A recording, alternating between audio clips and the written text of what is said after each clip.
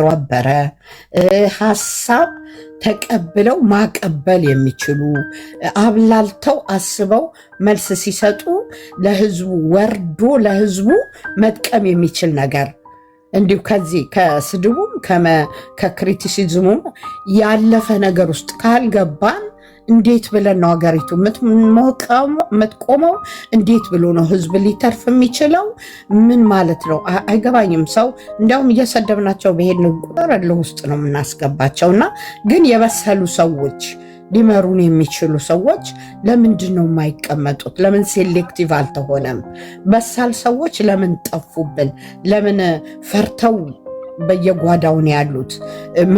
ምላስ ያላቸው ሰዎች ብቻ አደባባዩ ላይ ሞሉብን ያንን ካቢኔውንም ብዬ ነው ምረው። በአንድ በኩል በሃይማኖት ተጽዕኖ እየተደረገ ነው የሚገቡት፣ በአንድ በኩል የሆነ በዘር ተጽዕኖ እየተደረገ ያኛውን ዘር ለመምታት ያኛው ደግሞ የሆነ ሰው ሰብስቦ በቃ ዝም ብሎ ኮተት ሀሳብ የያዘ ሰው ይደረግምብናል። እና እኛ ራሳችን ብዙ የበሰሉ እንደናንተ አይነት ሰዎች እያሉ ለምንድን ነው መጫወቻ ማገዱ ያደረጉን ላለሁና መንግስት ጆሮውን ቢሰጥ በሳል የሆኑ ሰዎች ላይ ትኩረት ቢያደርግ። አሁን እኔ ለምሳሌ ምን እላለሁ፣ በጣም ብዙ ስራ እየተሰራ ነው። አየር ላይ ያለው ክሪቲሲዝም እና መሬቱ ላይ ያለው የተለያየ። በተመሳሳይ ሁኔታ ደግሞ ሰዎች እያለቁብን ነው። እኔ መሬቱ ባይሰራ አንድ ወንድሜ ቢተርፍልኝ እመርጣለሁ፣ እንደኔ። እናንተም እንዲሁ ትላላችሁ። አሁን ወደ ህዝቡ፣ ወደ ኢኮኖሚው፣ ወደ ጩኸቱ መለስ ቢሉ እስኪ ልማት የሚለው ነገር ትንሽ ባላንስ ይጠበቅና ጩኸቴን ስሙልኝ የምንለውን ሰዎች ወደ ጩኸታችን መስማት ቢጀምሩ። ስለ ሃይማኖት መሪዎች ደግሞ ለመናገር ብዙ ቁልፍ የሆኑ ሰዎች አሉን፣ መናገር የሚችሉ አድማጭ ካለ ማለት ነው። ግን የሃይማኖት መሪዎች ዝም ብለው በወፍ ዘራሽ አሁን ወንድሞቻችንም እያነሱት ባሉት ነገር ግን በዛ ብቻ ሳይሆን በሌላው አንጻር ደግሞ ባላንስ የሆነ ነገር ነው መናገር የምፈልገው። በሌላው አንጻር ደግሞ በሌላ ማህበረ ትክክለኛ ሃይማኖት አውጥተው እኔ ራሴ ቪክቲም ነኝ፣ ቤተሰቤ ቪክቲሞች ናቸው። በክፉ አሰራር ውስጥ የከተቱብን ደግሞ ከቁጥጥር ውጭ የሆነ ነገር አለ፣ ልናብለው የማንችል በሜዳ ላይ ያለ ነገር ነው። ይሄ በጣም ግራ የገባን ስድብና እርግማን ይዘው የመጡት እዚህ ላይ ራሱ እዛ ልምምድ ውስጥ ገብተው ነው። ከሁለቱም አቅጣጫ ማለት ነው ስህተት አለ። ነገር ግን የበሰሉ የሃይማኖት መሪዎች አሉን። ሃይማኖት መሪዎች በነገራችን ላይ መንግስት ልቅ ከሆነና ህዝብን ማስጨነቅ ከጀመረ የሃይማኖት መሪዎች እንግዲህ ስለ አቡነ ጴጥሮስ ታሪክ እናውቃለን። የሃይማኖት መሪዎች ግንባር ቀደም ሄደው ኖ ብለው ህዝቡን ወክለው አቁም ግድያ አቁም፣ ይሄንን አልሰራችሁም ብለው እኛን ወክለው ሄደው ሊናገሩ የሚችሉ የሃይማኖት መሪዎች መውጣት አለባቸው። አፋቸውን ሰው እየተገደለ ምድሪቱ እየተጨነቀች አፋቸውን ሸብበው ዝም ካሉ በእግዚአብሔርም በሰውም ፊት ተጠያቂዎች ናቸው እነዚህ እና አሉን። ደግሞ በሌላ አንጻር ስንወስደው ደግሞ እኛ ራሳችን ዘመናዊነት መስሎን የሃይማኖት አባቶችን የምንሰድብ ደፋሮች፣ እርግማን በላያችን ላይ ለማምጣት የምንጎትት ራሳችን ነን። አናከብራቸውም። ያላከበርነው ካህን፣ ያላከበርነው ፓስተር፣ ያላከበርነው ኡስታዝ፣ ያላከበርናቸው ሼኬዎች እንዴት ተብሎ ነው ቀና ብለው ወጥተው መናገር የሚችሉት? የእኛን አፍ እኮ እየፈሩ ነው ዝም ነው የሚሉት። እኛ መቼ ነው አባቶችን ማክበር? ምን ሆነን ነው? ምን አይነት አጋንንት ወድቆብን ነው የሃይማኖት መሪ በሚዲያ ላይ መጥተን የምንሳደበው? እንዴት አይነት ጉድ ነው የመጣብን? እኔ ትልቅ ሰው ነኝ። ነገር ግን ከ12 ከ15 ከ20 ዓመት ሰው ጋር እኩል ኮሚኒኬት ማድረግ የሚችል እንትን አለኝ። የማሳልፈውም እንደዛ ነው። ከወጣት ከልጆች ጋር ልጆች ላይ ወጣቶች ላይ ነው የምሰራው። አስተምራለሁ፣ እመክራለሁ። እና ምን ሆነን ነው እኛ ለምን ጨዋ አንሆንም? በፊት እስቲ ማን የፈቀደልን ተነስተን አባቶችን የምንሳደብ? ጨዋ አይደለን እንዴ? ባህላችን እኮ ጨዋነት ነው። ባህላችን ምንድን ነው ቢባል ተሰብስቦ ሳመራጅ ተደርጎ ስም ይሰጠው አንድ ስም ቢባል የኛ ባህል የጨዋነት ባህል አለ ነው የሚባለው። ሌላ ስም ልናገኝለት አንችልም። ከጨዋነት ስለወጣን ልቅ ስለሆን ስለሰደብናቸው አሳቀቅናቸው እንጂ የሃይማኖት መሪዎች ምድሪቱን ማዳን መንግስታትን መገሰጽ አቅቷቸው አይመስለኝም። እና ካስረዘምኩ ይቅርታ አድርግልኝ፣ ግን በጣም ኢትስ አ ፕሪቪሌጅ በቃ ለኔ በጣም ጥሩ ሀሳቦች ተነስተዋል። እንዳልነው ዛሬ ትኩረት የሰጠነው በሃይማኖት ጉዳይ ላይ ነው። በሃይማኖት ላይ ደግሞ በጣም ጥሩ ቫልዩ ያላቸው ነገሮች ተነስተዋል። አሁንም በእታችን በተለይ ደግሞ ከመከባበር አኳያ እኛ አሁን የምንፈልገው ምንድነው ምክሩ ምኑ እንደተጠበቀ ሆኖ እንደ ህግ እንዲጸድቅ የምንፈልጋቸው ነገሮች ላይ ነው ብዙ ጊዜ እዚህ ጋር ምክንያቱም እናነሳው ለኮሚሽነሮቹ እናቀብላለን እኛ እርስ በርስ ከዛ ይወያያል ከዛ ተወካዮች ይወጣለት ከ500 ከያንዳንዱ 8 አጀንዳዎች ላይ ተወያይተው የመጡ ሰዎች እንደገና በጋራ ተገናኝተው የቀራ አለ የሚሉትን ጨምረው እንደገና ከነሱ ደግሞ ተበጥሮ ከዛ በኋላ ለኮሚሽነሮቹ በጨረሻ ላይ የነጠረ ነገር ይሰጣቸዋል ለፓርላማው የሚቀርብ ማለት ነው እና ለህገ መንግስቱ እንዲጸድቅበት የሚሰጡ ሐሳቦች ነው እዚህ ጋር መንፈልገው ስለዚህ በጣም ብዙ ምክሮች ቆንጆ ምክሮች ተሰጡንና ግን ያንን ምክር የሚያስረው ነገር ምንድነው ስንል ለምሳሌ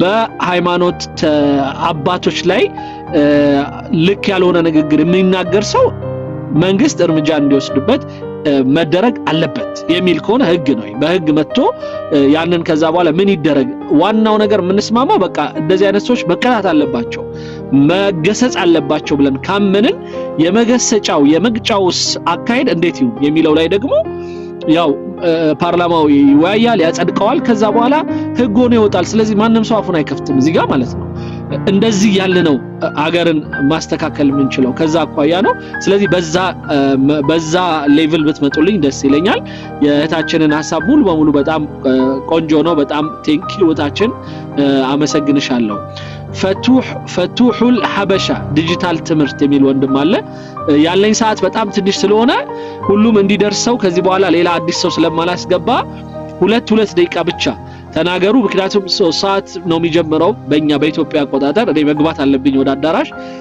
ግን ብዙ ጊዜ እንደምታቆጥ ሰዎች ይጓተታሉ ምናምን ስለዚህ 10 ደቂቃ 20 ደቂቃ እዚሁ ያየው ስለሆነ ሲጀምር ቀጥታ ገባለውና እስኪ ወንድሜ ቀጥል ፍቱል ሐበሻ ኦኬ አመሰግናለሁ ስለተሰጠኝ እድል ሃይማኖት ከዚህ በፊት የነበሩ ስርዓቶች የሃይማኖት እኩልነት እንደማያከብሩ የታወቀ ነው በተለይ በፊውዳሉ ስርዓት ጊዜ የመንግስት 1/3 አካል ሆኖ እስከ ማገልገል የደረሰው የኦርቶዶክስ ሃይማኖት ነበር የተዋህዶ ኦርቶዶክስ የመንግስት 1/3 አካል ነበር የስርዓቱ አካል ነበር በዛን ጊዜ የተፈጸመ ግፍ ሁሉ አለ እስካሁን ድረስ ያልታረመ ኢቭን ለሰሩት ጥፋት ሁሉ ይቅርታ መጠየቅ አለባቸው ብዬ አስባለሁ አሁን ለወደፊቱ ግን ምንድነው መሆን ያለበት ሃይማኖት እኔ በኔ እይታ ሃይማኖት ከብሔራዊ ከጎሳ ከቋንቋ ማንነት ይልቅ እኔን የሚያቅፈኝ ሃይማኖት ነው አሁን ለምሳሌ እኔ ሙስሊም ነኝ እስልምና ከብሔራዊ ማንነቴ በላይ ነው ለኔ ከጎሳ ከቋንቋ ማንነቴ በላይ ነው ስለዚህ ኢትዮጵያ ሃይማኖቶችን ሁሉ እኩል ማክበር አለባት ብዬ አስባለሁ ኢቭን በፓርላማ ውስጥ ወንበሮች ሊኖራቸው ይገባል ሃይማኖቶች ሁሉም ሃይማኖቶች ወንበር ሊኖራቸው ይገባል ምክንያቱም ሀገር የሚገነባው ከሃይማኖት ከህዝብ ነው ሃይማኖት የህዝብ አስተሳሰብ ነው ህዝቡን የሚመራበት ህዝቦች የሚመሩበት ህግ ነው ራሱ ሃይማኖት ራሱ የህዝብ የሚመራበት ነው ስለዚህ ቦታ ሊኖረው ይገባል ኢትዮጵያ ህዝብ እኔ እስከማውቀው በተለያዩ ማስረጃዎች ዓለም አቀፍ ማስረጃዎች ኢቭን ከ40 ዓመት በፊት በሳውዲ አረቢያ ከትምህርት ካሪኩለም 51% የኢትዮጵያ ህዝብ ሱኒ ሙስሊም ነው ብሎ ነው ወለድ ጂኦግራፊ በጣም ዓለም አቀፍ በሆኑ እንትኖች ላይ የታወቀ ነገር ነው ግን ህዝቡ የዛን ያህል ተቀባይነት አላገኘም እየተገፋ ነበር ይሄ ነገር ቦታ ሊሰጠው ይገባል ኡስታዝ እኔ ደግሞ በሌላ በግሌ የኢትዮጵያን ፊደል ለሁሉም የኢትዮጵያ ቋንቋዎች ምቹ እንዲሆን አድርጌያለሁ በግል ቢቻልና ብትረዳኝ ደስተኛ ነኝ እኔ ብዙን ጊዜ ለናህመዲን ለምናም ነግሬ እንትን አልሆኑልኝም እስኪ ቢቻልና ብታናግረኝ ለሁሉም ቋንቋዎች ምቹ አድርጌያለሁ እኔ ለሁሉም የተሻለ ኢኮኖሚካል በሆነ መንገድ ማለት ነው ሌላው ደግሞ በኔ እንትኖች የመጀመሪያው የንግግር ቋንቋ ሊሆን የሚችል ያገኘሁት ነገርም ስላለ በውስጥ በኩል የሆነ እድል ብትሰጠኝ በሌላው ጊዜ አሁን ባይሆንም ማለት ነው ሃይማኖቶች በጣም መከበር አለባቸው እዚህ አሁን ለአሁኑ አጀንዳችን መከበር አለባቸው። ተገቢ የሆነ ጥናታዊ የሆነ ነገር መስራት አለበት። እድል ስለተሰጠኝ ፍቱል ሐበሻ ያው በኢንቦክስ ልታርገኝ ትችላለህ። በግል አንዳንድ ነገሮች ማውራት የሚፈልግ ሰው ካለ በቦክስ ውስጥ ገብቶ ወይም ኪንግስ ኦፍ አባይ ዩቲዩብ ላይ ገብተ ፊት ለፊት ቁጥሬ ያለ የስልክ ቁጥሬ 4044946234 የሚል ፊት ለፊት በሱ ላይ ዋትስአፕ ላይ እና ቴሌግራም ላይ መጻፍ ትችላለህ። ፍቱል ሐበሻ ካነሳው ሐሳቦች የሃይማኖት ልክ በክልሎች በመናምኖች ተወካዮች በፓርላማ እንዳሉት ሁሉ የሃይማኖት ተቋማትም ውክልና ይኑራቸው የሚል ሐሳብ ነው። ጥሩ ሐሳብ ይመስለኛል። ምክንያቱም በሃይማኖቶች ጉዳይ ላይ የሚነሱትን ችግሮች አንድ ፖለቲከኛ ሲያነሳውና ራሱ የሃይማኖቱ ባለቤት ደግሞ ሲያነሳው ይለያያል። ስለዚህ አንድ እንደ ሐሳብ ጥሩ ነው፣ እንወስደዋለን። እንግዲህ ከዚህ በኋላ ያው ሐሳቡን ኢንሻአላህ ወስጄዋለሁ። እርግጠኛ ነኝ አንዳንድ ሰዎች አንስተውት ነበረ ከዚህ በፊት ከኛም ጋር በነበሩበት ሁኔታ። ስለዚህ ተብላልቶ እንግዲህ ብዙ ጊዜ ሐሳቦች ቢጸድቁት በአብላጫ ድምጽ ነው። 75% አንዳንዴ 70% ሲያሳልፈው ነው ሐሳብ እያለፈ የሚሄደውና እንግዲህ ቫልዩ ያላቸው ሐሳቦችን ስታነሱ እነዛን እዛ አዳራሽ ውስጥ እንዲነሱ እናደርጋለን። ከዛ እነሱ ደግሞ የከፍ ያረጉት መጨረሻ ላይ እንዳልኩት ትልቅ ቦታ ሊደርስ ይችላል ኢንሻአላህ። ቴንኪው በጣም ወንድሜ አብዱላህ። ሰላም አለይኩም ወራህመቱላሂ ወበረካቱ ኡስታዝ። ወአለይኩም ሰላም ወራህመቱላሂ ወበረካቱ። ቀጥል። ሰላም ብለናል። ሌሎች እና ወንድሞችም እዚህ ላይ ካለ ጊዜ አኳያን የምናገረው የሃይማኖት ተቋማቶች ሃይማኖታዊ ተቋም ብቻ ሆኖ ቢቀጥሉ ሰላም እናገኝ። ሌላ ምክር ሃይማኖት ተቋም ውስጥ ሌላ ምክር ሳይተላለፍ ሃይማኖታዊ ምክር ብቻ የሁለቱም እስታሁን እንደመጣንባቸው እስታሁን እንደኖርንባቸው ከዛ ውጭ ግን ሃይማኖታቸውን ጥሰው ለአንደኛው ሌላ ቅስቀሳ ለአንደኛው ሌላ ቅስቀሳ አንደኛው ይሄን ተብሏል በዚህ ፈርሶብናል እያሉ ለምሳሌ አንድ ሰው ፊት የማይታከገላና ሰው ፊት የሚታከገ የሆነ በሃይማኖቱ ላይ እንኳን ጥቃት ቢደርስ መቀስቀሻ ሊሆን አይገባም። በህገ መንግስቱ ዙሪያ አሁን እንደታለው በምክክር ዙሪያ ሄዶ ህገ መንግስቱ ጋር መፍታት ነው እንጂ ለህብረተሰብ ማናገር ለህብረተሰብ ቅስቀሳ ማድረግ አሁንም ወደ ጥፋት ቦታ ይወስዱናል እንጂ ማስታረቂያ አይደለም። ሁለት ወንድማማች እኮ ቢጣላ ሁለት ወንድማማቾችን ሄዶ የሚያስታርቀው የሃይማኖት አባትና ሽማግሎች አንዱ የሰሙትን ቃል ለአንደኛው ተናግረው አይደለም። አሁን ላይ ግን የሃይማኖት ተቋማቶች አንዱ እንዴት ተበደለ ሆኖ ይለፈልፋል፣ አንዱም እንዴት ተገፋ ሆኖ ይለፈልፋል። እነዚህ አይነት ነገሮች ካልቆሙ የምንሰማው ትውልድ ደግሞ ልክ እየተበደልንማ መቀመጥ አንችልም ብለን ወደ ጦርነቱ የምንገፋፋ ነው። እኛ ተመሪ ነን፣ ልጆች ተመሪ ነን።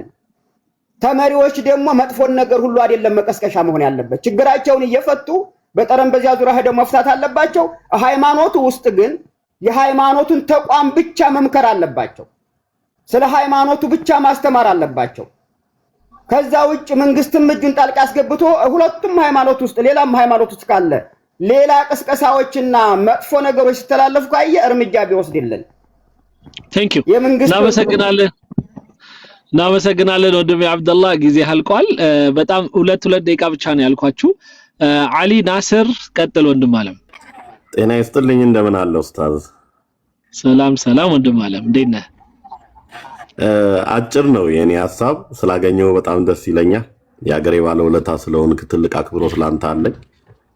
ወደ ጉዳይ ስገባ የሃይማኖት ተቋማትን ጉዳይ ተቋሞቹን በመጠየቅ የበላይ ተቋሞቹን በመጠየቅ ረቂቅ አውጥቶ በዛ መልክ መፍትሄ ያገኛል ብዬ አስባለሁ። ያም ማለት ለምሳሌ መጅሊሱ ስለራሱ ማህበረሰብ ተጠያቂ እንዲሆን ወይም ስለ መስጊዶቹ ሊሆን ይችላል፣ አልፎም ስለ መድረሳዎቹ ራሱ ተጠያቂ እንዲሆን እርግን ማርቀቅ ነው።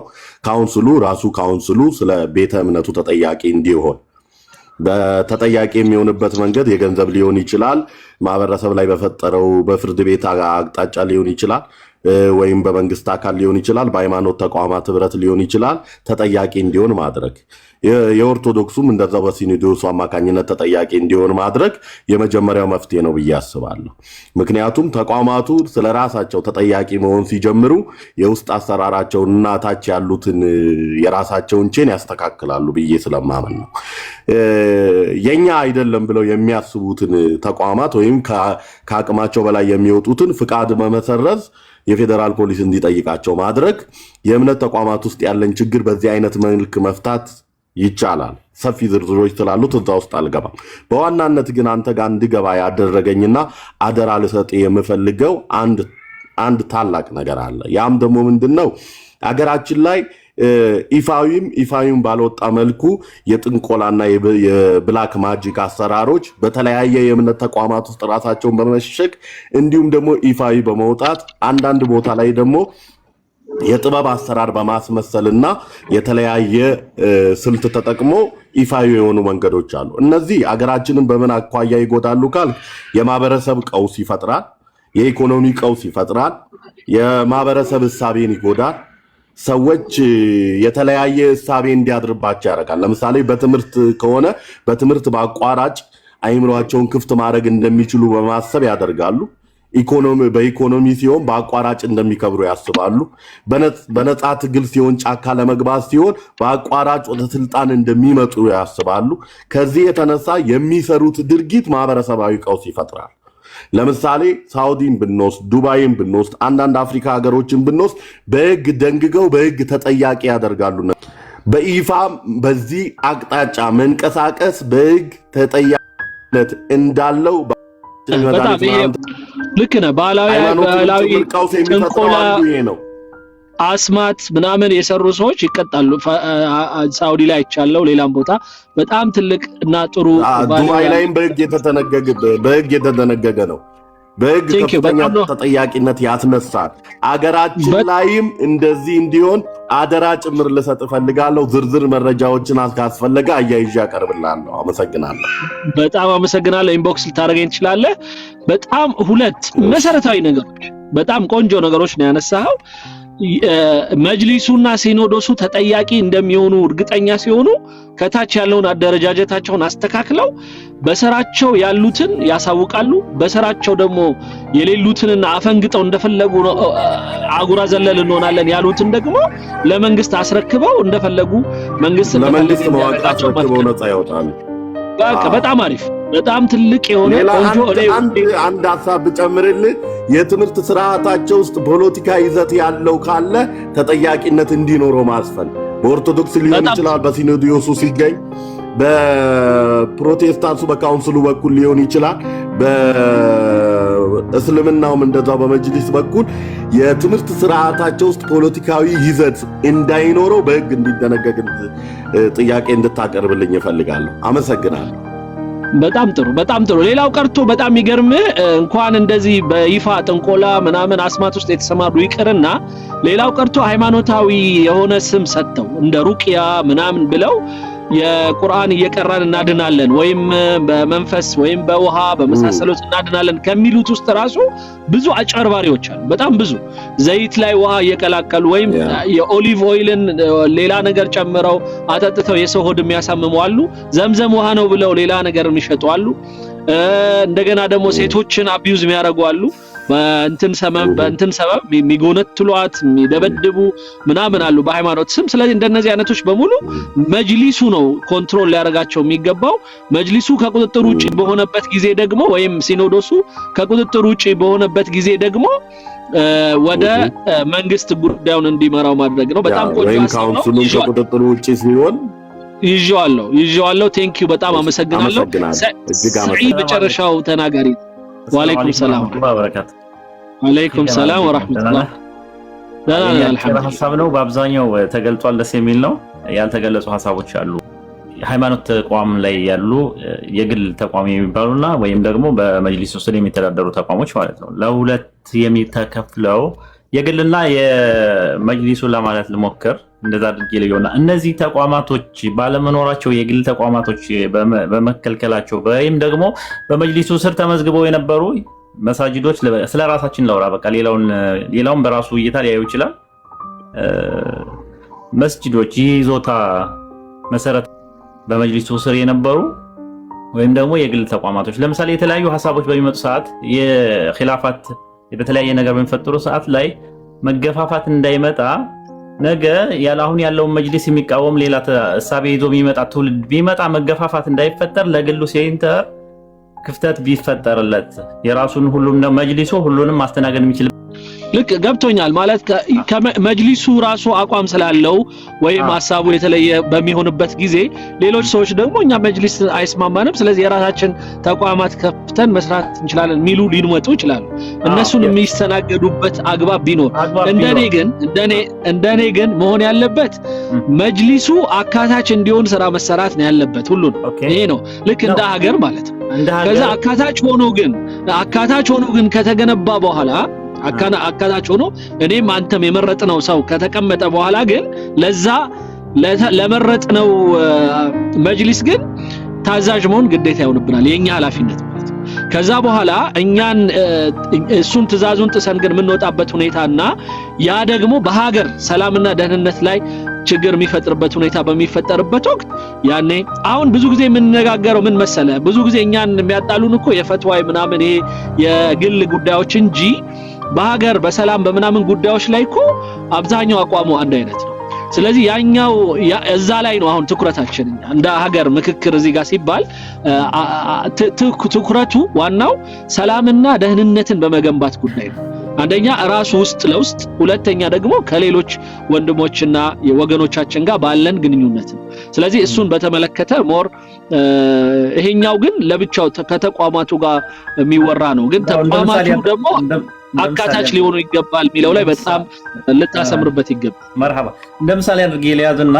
የግል ወቅፍ የሚባሉ መሳጅዶች አሉ ገባኝ ግን እነሱም ቢሆን ከመጅሊሱ ስር ነው መስራት ያለባቸው የግላቸው ጉዳይ አለ በአስተዳደር ደረጃ መንግስት ከዚህ በኋላ ባሉት ከፈጅር ሰላት በኋላ ጀምሬ እስከዚህ ሰዓት እስከ ሰዓት ድረስ በእያንዳንዱ ርዕስ ላይ እናወራለን ኢንሻአላህ ከዛ ዛሬ በሃይማኖት ላይ ነው አልጨረስንም ብያለሁ ስለዚህ ተጨማሪ ነገ ቀኑን ሰጠነው አንድ የሃይማኖት ጉዳይ ላይ እናወራና ቀጥሎ ሀገራዊ ጉዳይ የሚለው ላይ ከዛ ድርጅት ተቋማት ላይ ከዛ ሙስና ላይ ከዛ ሰላም ላይ ከዛ ምናምን የሚለው ላይ ሁሉም ላይ እናወራባቸዋለን ኢንሻአላህ እንግዲህ ሁላችሁም እስካሁን ድረስ አብራችሁኝ ጎቴ ግን ልድፈር አንድ ነገር በጣም ምድሪቱ ላይ ችግር እየፈጠረ ያለ ነገር አለ